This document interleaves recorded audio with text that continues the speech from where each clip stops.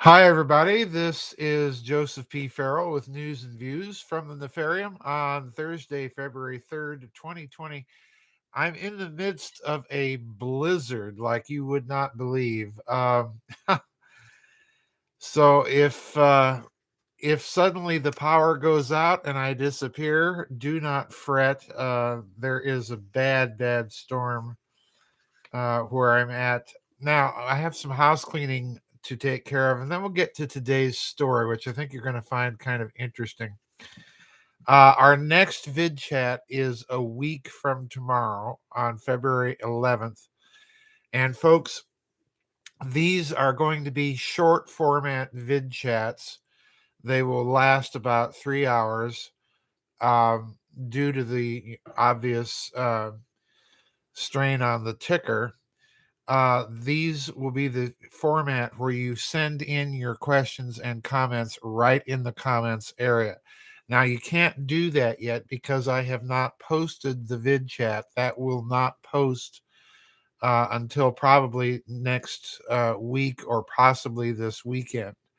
Once it is posted, then you can put your comments and questions. Please remember to keep them short. This is the short format vid chat, and of course, it's all dependent on how I feel and my energy level and so on. On the heart front, I have not yet started my rehab. I was supposed to do that this last week, and as you can tell, my voice is still recovering. Um, the storm kind of ruined all that, so I'm starting the rehab next week. So let's get to this story. A lot of you saw this story and sent it to me, and I know why. And I'm using the Russian Sputnik version of the story, which is very revealing, as the Russians can sometimes be. And I want you to put this into two contexts as you're listening to this. The first context is I've been warning for some time about the privatization, commercialization, pardon me, and weaponization of space. And that's context number one that I want you to listen to this. Context number two is as technology develops, so inevitably will the ability to have this technology fall into piratical hands. In other words, piracy, space piracy.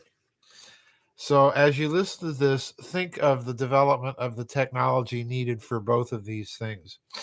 The article is in Sputnik and it's titled Chinese Satellite Reportedly Grappled, Moved Another Spacecraft Away from Orbit. And I'm going to read virtually this whole article to you. I want you to listen very, very carefully because what the Chinese have just done is demonstrate a technological capability not only for the weaponization of space, but also for some nifty space piracy. And put all of this into the context of Mr. Globaloney's desire to move everything in terms of financial clearing into the cloud and have everybody on a digital currency. Think of this technology in those contexts and watch my blogs very carefully next week because West Virginia is yet another U.S. state that is now joining the recognition, states recognizing gold and silver bullion as legal tender. Okay, so in other words, as Mr. Globaloney is pushing for the great digital reset, more and more states are going bullion, physical medium of anonymous exchange and transaction. Okay, so here we go. Chinese satellite reportedly grappled and moved another spacecraft away from orbit.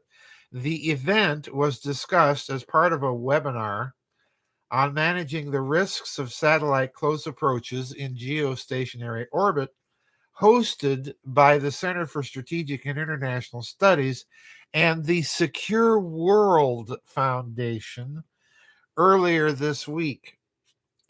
Last week, And this is datelined, by the way, January 29th of this year. So last week, China reportedly demonstrated yet another advancement in space-based technology and capabilities as an analytics firm claimed to have seen a satellite grab another one and yank it from its orbit.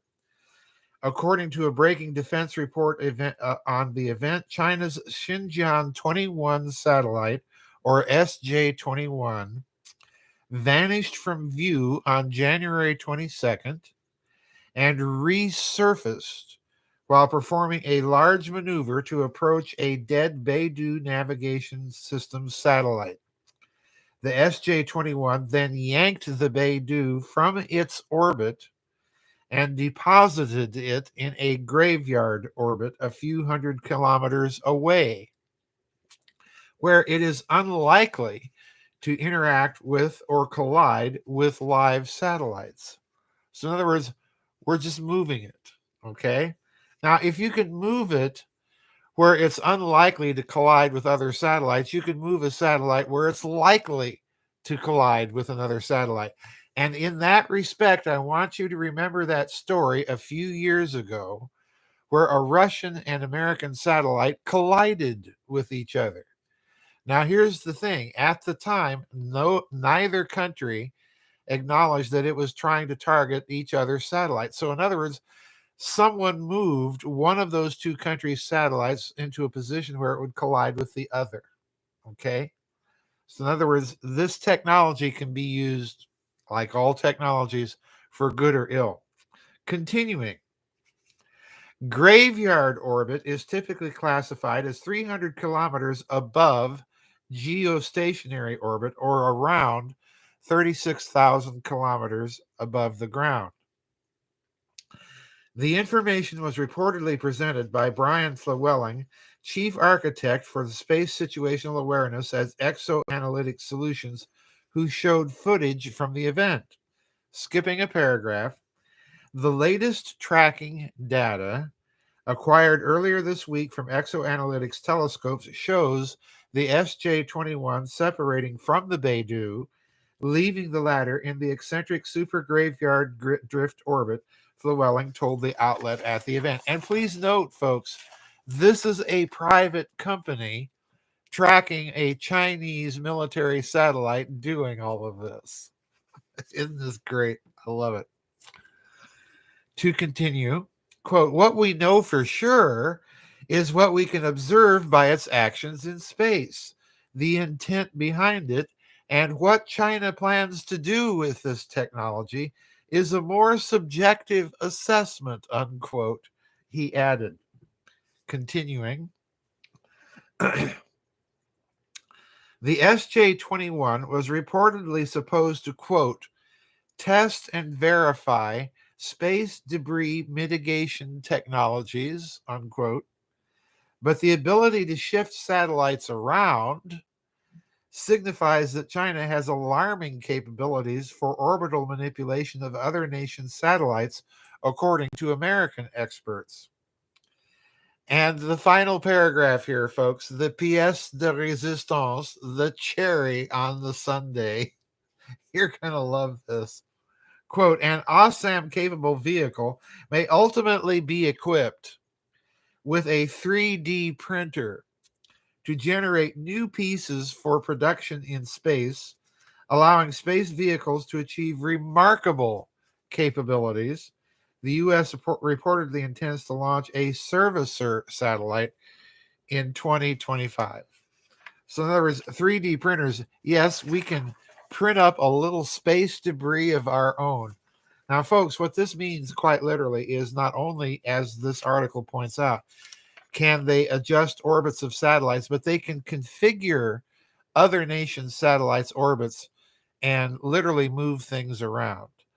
So, in other words, this is bad news for Mr. Globaloney, who wants to put all that financial clearing and digital currency management up there in space in the cloud, because all of that is vulnerable to nations. And please note, a private company with the tracking facilities to watch all these satellites, it puts all of that at tremendous risk. So, Mr. Global, yeah, self-repairing killer space drones. Harry Honkanen said that, yeah, in the chat room. Yeah, exactly. So, in other words, this is bad news for Mr. Global owning. And let's remember, if you go all the way back to the Brookings Report, the Brookings Report talked about the coming era in the 1950s of communications satellites and how they would be used for what? Financial clearing. So, thus far, most financial clearing is still taking place not only by satellite, but by cable. So, and that's another interesting story, because if you've been following yet another story, Norway's cables have been conveniently sliced and diced recently. So here we go, folks. Um, this is going to be an interesting story to watch. The new space race is on for grab, snab, and move move satellites. So if your satellite television suddenly goes out, for the moment you can blame China because they might be moving satellites around. Anyway, piled on top of it.